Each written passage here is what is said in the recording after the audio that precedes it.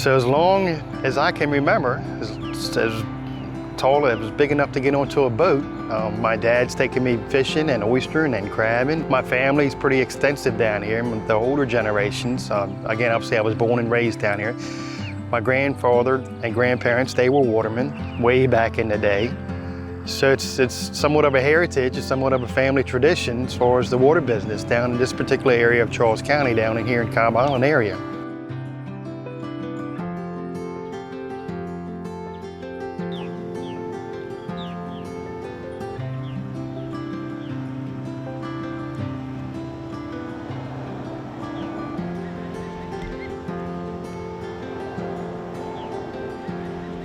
My name is Bill Kilinski. I'm president of the Charles County Watermen's Association. Born and raised here on Cobb Island all my life, 50 plus years.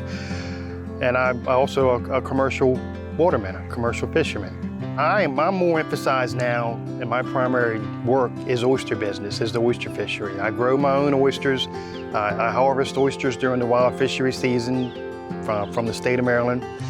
But down in this particular area, we've got an abundance of crabs at times, blue crabs.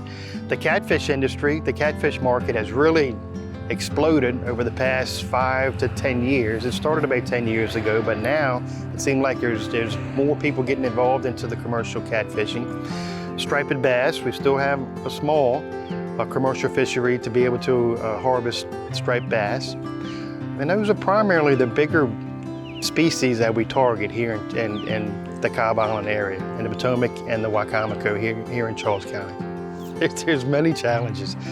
For one thing, it's pretty difficult for a younger person or a person of interest to come into this field, to come into this industry, because it's so expensive. This is my boat here. This has always been my dream boat. This boat right now is probably anywhere from $60,000 to $100,000 just for the boat alone.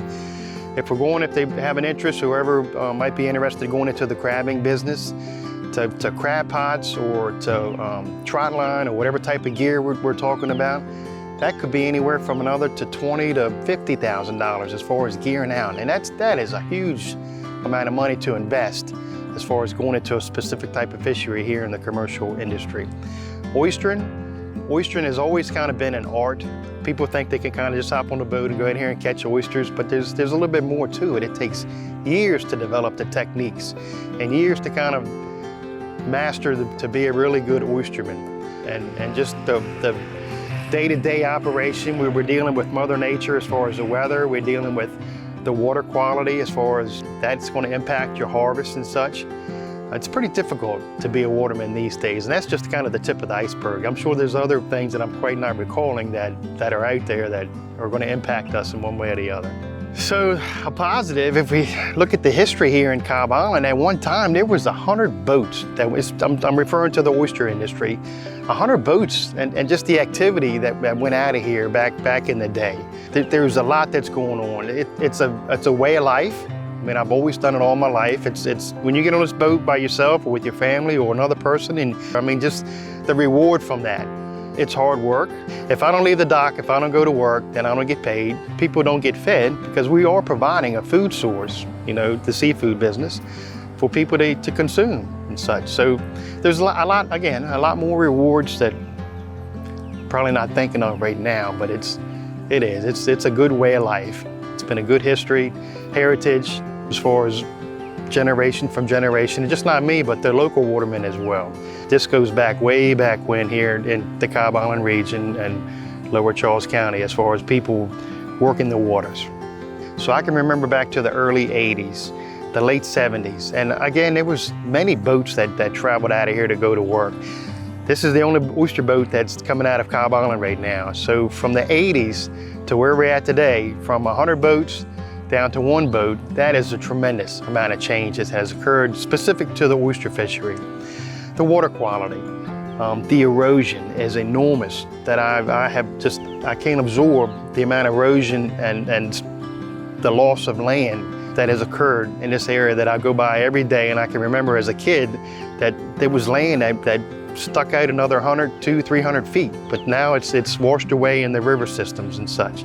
And that's bad because that mud, that sediment, that soil is going to our oyster reefs and they're slowly burying our oyster reefs. An oyster reef, in order for it to thrive, in order for it to be productive, it has to be clean. It has to have a clean, viable shell down there for that oyster to thrive on, and it's not happening.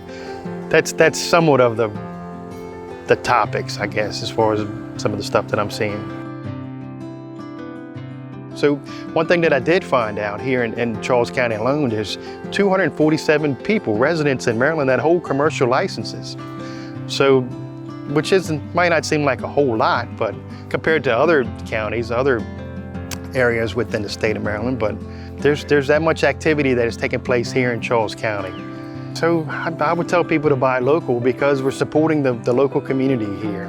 The seafood is fresh, it's caught daily, it tastes better, and again, we're just supporting the local community. I mean, there's 3 major restaurants that are down here that there's quite a few people that are employed with these restaurants, and it's a good quality seafood. It's a fresh seafood, and plus we're also supporting the Watermen when we buy local.